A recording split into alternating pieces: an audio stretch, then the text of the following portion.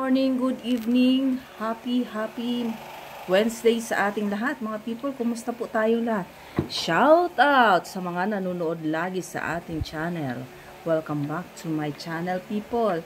Sa ating channel ay more on spiritual, agimat, pampaswerte, ritual, gamutan, no? Mga medalyon, pampaswerte, at gayuma, no? Pero more on ritual tayo dito at more on spiritual, more on kalikasan, more on pampaswerte people.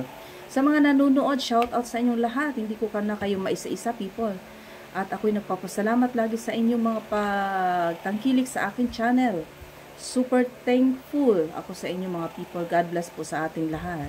So eto naman tayo ngayon na ang ating pag-usapan ay ang baon na libon na walang mata, no? At ano ang bertud, at ano ang gamit, at ano ang taglayin kapangyarihan nito. So bago ang lahat people, huwag nyo po skip ang aking ads. Panuorin nyo mula umpisa hanggang matapos ang aking video para marami kayong matutunan. Hindi lang yung sa umpisa. Minsan kasi sa atin tinatamad tayong manunood, di ba? Tamad na tayong manood people. So, tunay yan kasi syempre itong vlogs natin, lalo-lalo na kung ikaw ay simple lang at walang kaalaman pa sa karunungang lihim, malamang na tayo ay tatama rin sa ating pakikinig at panunood, diba?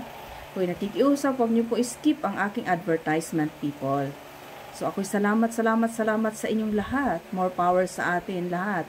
7,000 mahigit, 7,200 subscriber na tayo. God bless po sa ating lahat, sa mga baguhan dyan.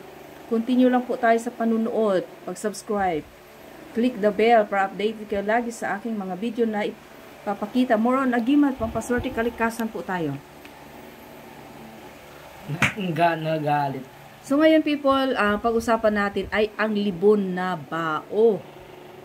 O yan, panoorin nyo mula matapos tong video ko ha. Etong bao na libon people, yan, napapanood natin. Meron tayong bao na isang mata, isang bibig.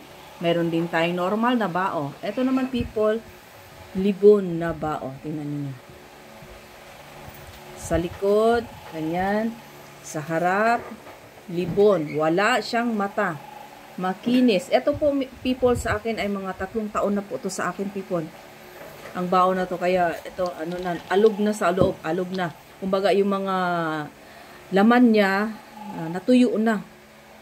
So, pag-usapan natin kung anong bertudis nito. Ang bertudis nito ay libon. Kumbaga, itatago ka niya sa iyong kaaway. No? Kung may mga kaaway, kalaban ka mga people sa mga spiritual na gawain, no? Ay ito ay isi-save ka nito, libon, hindi ka makikita, tagulilong taglay mo. Ang libon na bao people ay hindi ito nararapat sa business. Okay, pakinggan niyo mabuti. Huwag kayong mangarap kumuha ng libon pag ginagamit nyo sa business. Kasi ang libon na bagay ay hindi business. Libon, kaya ka itatago nitong libon na to, people. Tago yan eh. Libon. Kumbaga, hindi mo makikita. Kasi, itatago lang.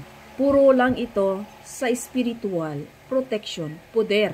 Ito po ang taglay niya. Pero mabuti ito, napakabisa nito, ang bertud nito, napakalakas sa mga mangkukulam, sa mga kalaban mo, na nagtangka sa iyong pababagsakin ka. Pwede mo itong ilagay sa loob ng bahay mo, pwede mo rin itong dalhin. Pagka ikaw ay nasa labas, pero kung magdala ka ng buo ng ganito people, no, magdala ka ng buo na ganito, nakakatawa naman, sobrang laki kasi, dala-dala mo lagi. So kaya tayo, mayroon tayong mga libon na ready-made na ginawa na natin. No? Mga katulad nito people. Ito po ay isang mata, isang bibig. Yan. Magkabilaan. So, yan. Gagawin natin ganyan ang ating mga buo na bao. Ito na siya. Ito ay mainam sa mga kalaban sa disgrasya. Protection ang taglay nitong kapangyarihan. People. Bibigyan ka nito ng safe. Hindi ka tablan. Pero ito, Nilagay ko to sa loob ng bahay dahil marami akong kalaban sa spiritual. Para pati bahay ko nakatago. Pati bahay ko hindi nila mapansin. No? Sa mga tao na naghahangat ng halimbawa na gusto magnakaw, nakawan ka, loobin ka, eto hindi rin. Hindi ka malooban dahil may bantay ka sa loob ng bahay. Eto pong isa ito, kaya nasa loob ng bahay yan, ay tagabantay ko po ito. Sa altar ko, mayroon din ako nito, tagabantay ko buo. Meron din ako na karga-karga sa aking katawan, na libon pero nabiyak na at nilagyan ng palaman. Yun ay mainam. Eto, pag biniyak mo to, lagyan mo ng palaman sa loob, depende sa palaman na gusto mong ilagay. No? Kaya ito, huwag nyo gamitin sa negosyo, huwag nyo ilagay sa negosyo, kasi matatago ang negosyo mo. Hindi nyo makikita ang business mo. Tulad sa akin dito, may tindahan ako dito sa loob ng bahay, pero dahil mayroon akong ganito, hindi rin nila napapansin. Pero hinahayaan ko lang.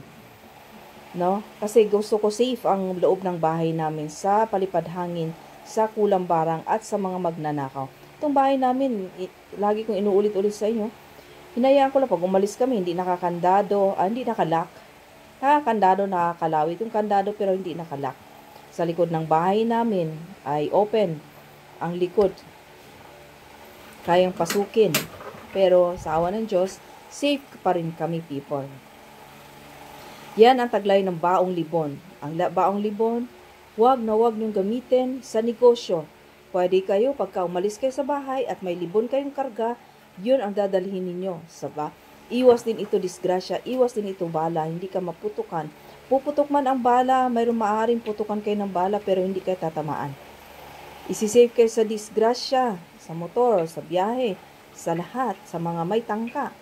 Kusa pong gagana ang ating mga agimat, people.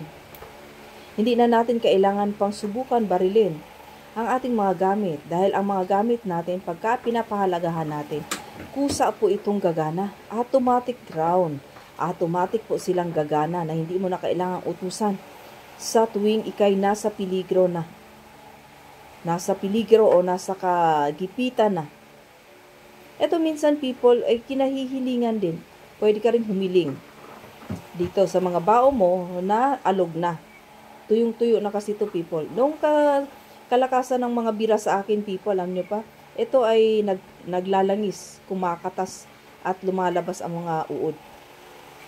Biro mo yan, no? Nung kapanahunan na malakas na bago pa lang ito, kumakatas to, nag-o-oil, lumalabas ang langis at nag-uuod. Nagkaroon siya ng mga uod sa labas dito, nag-uod. Kaya ito po ang tagasalo ng ating mga gawa ng tao. No, gawa ng tao po, mga people. Yan po ang kung magkaroon ng ganun, people, ibig sabihin, hindi ka tatablan, hindi tumama sa iyo ang bira ng tao, kundi tumama dito sa libon.